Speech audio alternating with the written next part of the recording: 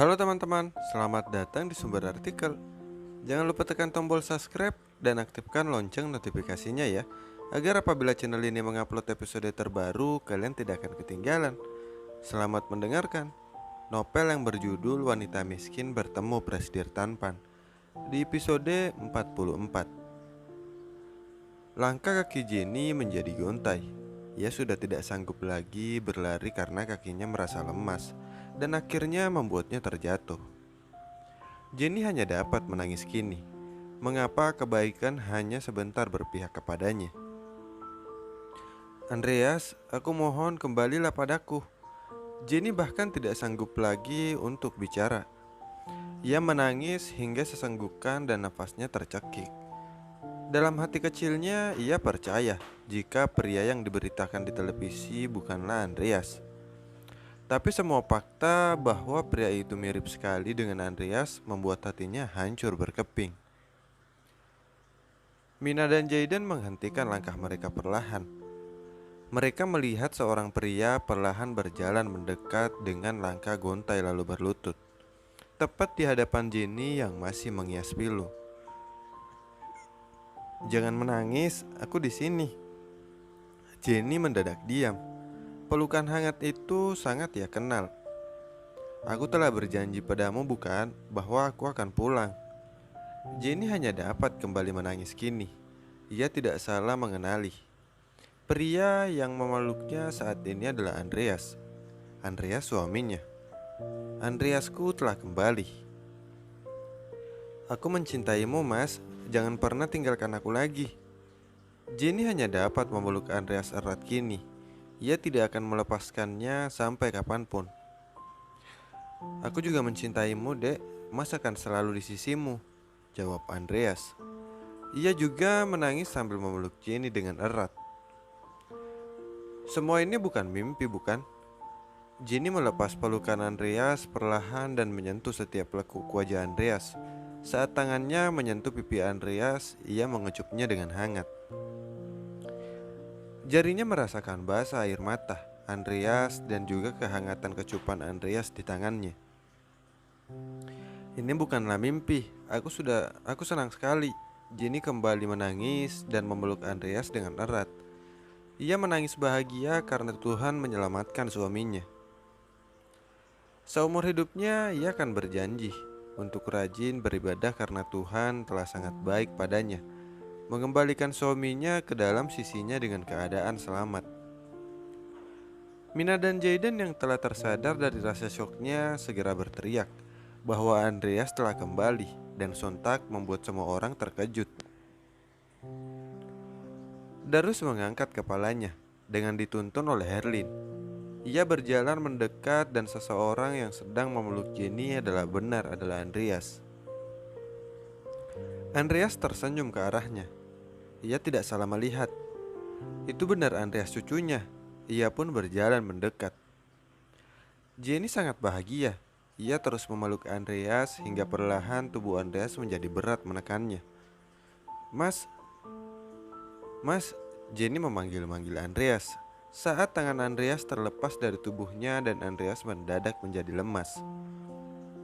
Hingga Jenny baru menyadari jika tangannya berlumuran darah dan Andreas telah kehilangan kesadarannya. "Mas, bangunlah."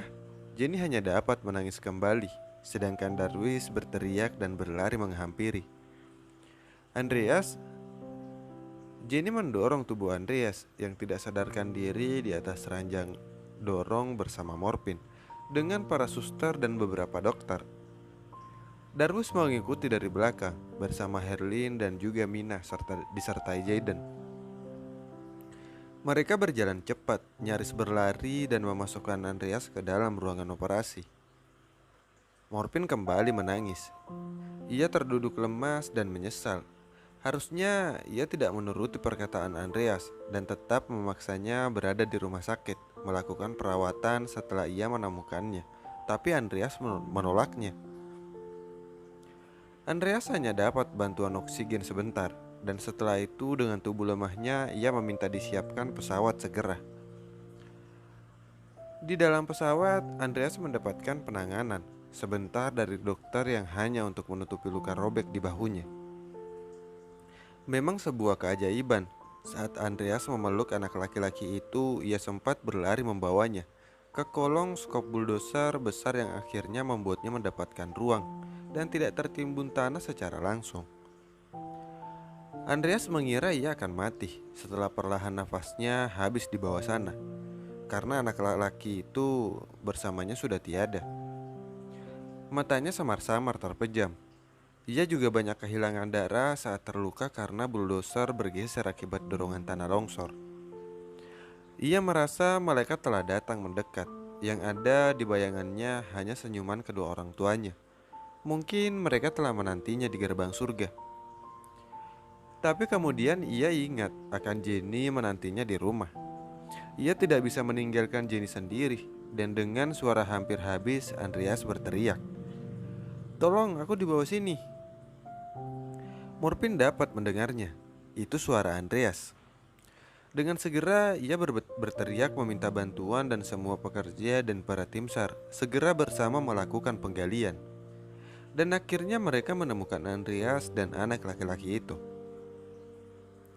Andreas tersenyum setelah merasa udara mengisi rongga hidungnya, tapi kemudian ia tidak sadarkan diri. Dengan cepat dan sigap tim SAR menariknya, lalu dokter segera memberi oksigen pada Andreas. Saat tersadar, Andreas segera meminta baju ganti dan pergi dari rumah sakit kecil yang berada di sana. Di hatinya ada satu, yaitu Jenny.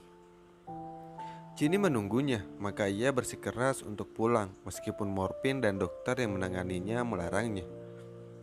Tapi Andreas telah berkehendak, tidak ada satu orang pun yang dapat mencegahnya. Maka ia akhirnya kembali ke Jakarta menggunakan pesawat pribadinya. Lampu di ruang operasi masih menyala. Bahkan ini sudah hampir 4 jam tanda-tanda operasi selesai. Belum juga yang terlihat hanya para suster yang berlari silih berganti memasuki ruangan operasi itu. "Semua akan baik-baik saja, Nak." Mina mendekap Jenny erat. Jenny hanya dapat menatap kosong. Jenny hanya memikirkan bagaimana keadaan Andreas di dalam. Mengapa semua ini terjadi pada mereka yang baru saja memulai kisah asmara? "Pulanglah, aku yang menunggu Andreas di sini. Ini sudah sangat malam, kalian harus beristirahat," ucap Jenny. Ia sudah tidak menangis lagi kini, tapi hatinya seakan menghilang karena Andreas masih menjalankan operasi di dalam sana. "Tidak, kami akan menemanimu di sini," ucap Jayden. Jayden segera duduk di sebelah Jenny dan merangkulnya. "Aku baik-baik saja, aku akan menghubungi kalian jika Andreas telah sadar." "Benar," kata Jenny, "kita sudah tidak berada di sini semua. Kita bisa bergantian nanti, dan yang terpenting Andreas telah selamat," ucap Herlin. Ia setuju dengan Jenny dan melihat kondisi Darwis yang mulai melemah. Ia khawatir jika kakeknya mungkin akan jatuh sakit setelah ini. "Kakek, beristirahatlah dulu. Aku akan mencarikan kamar di rumah sakit ini, karena kamu juga harus segera diperiksa. Jantungmu mungkin mengalami guncangan yang akan membahayakan kesehatanmu," ucap Herlin pada Darwis. Darwis memang merasakan tidak nyaman dalam dadanya. Jadi ia memutuskan untuk mengikuti kata Herlin dan berjalan pergi bersamanya. "Pergilah, Bi, Jayden masih harus kuliah besok," ucap Jenny. "Baiklah." Akhirnya Mina menurut dan pulang bersama Jayden. Morpin kemudian duduk.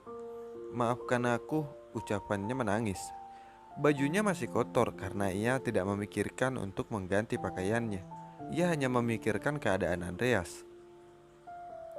"Tidak, aku yang mestinya berterima kasih padamu. Terima kasih karena sudah tidak menyerah mencari suamiku," ucap Jenny.